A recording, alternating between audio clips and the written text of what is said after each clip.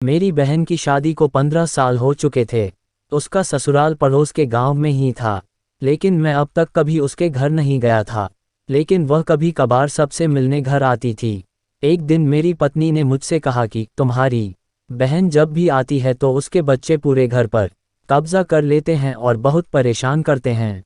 पूरे घर में सामान फैला देते हैं। खर्चा तो 2 गुना बढ़ जाता है। तुम्हारी माँ तो चोरी चुपके से उसे साबुन, वॉशिंग पाउडर, चावल और दाल ये सब चीजें देती रहती है। ये सब सुनकर मुझे बहुत गुस्सा आया। मैं मुश्किल से घर का खर्चा चला पाता हूँ और मेरी माँ मेरी बहन को सब कुछ दे देती है। एक बार बहन घर आई थी, तभी उसके बेटे ने टीवी का रिमोट ही तोड़ दिया। मुझे गुस्सा आ गया और मैंने अपनी माँ से कहा कि दीदी को ऐसे बार बार घर नहीं आना चाहिए, बस दिवाली पर ही आया करें और जो तुम झोला भर के सामान देती हो वह भी बंद कर दो।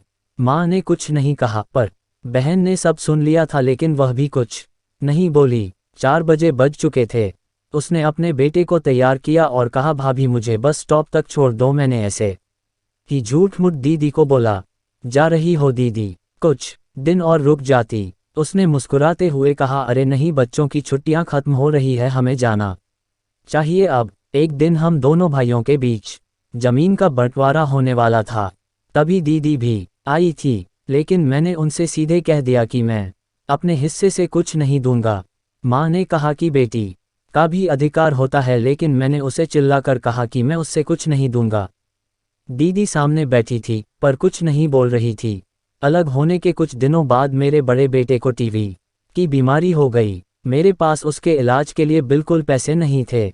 मैं बहुत तनाव में था। ऐसे ही एक दिन मेरी बहन घर आई और मेरे पास बैठ गई। उसने अपना हाथ मेरे सिर पर फेरा और कहा कि तुम तनाव में हो क्या?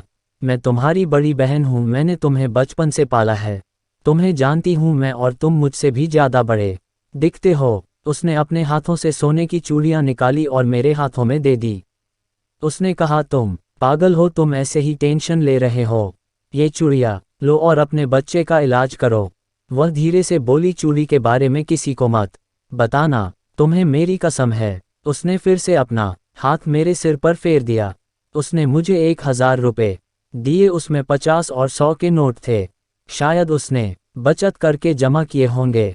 ये पैसे जेब में रखते हुए बोली कि बच्चों को जो चाहिए ले लो और इस तरह टेंशन लेकर मत बैठो। चलो मुझे अभी जाना है।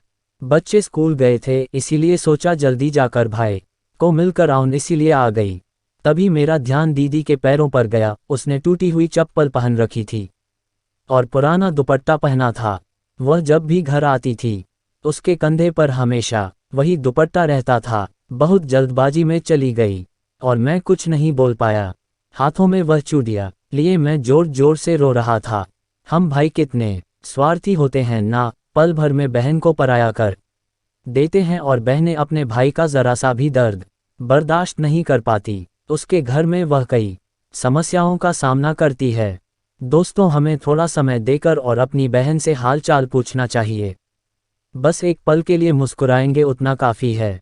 उन्हें हमसे और कुछ नहीं चाहिए होता है। ये सच है, किसी ने कहा है कि एक बहन दूसरी माँ होती है।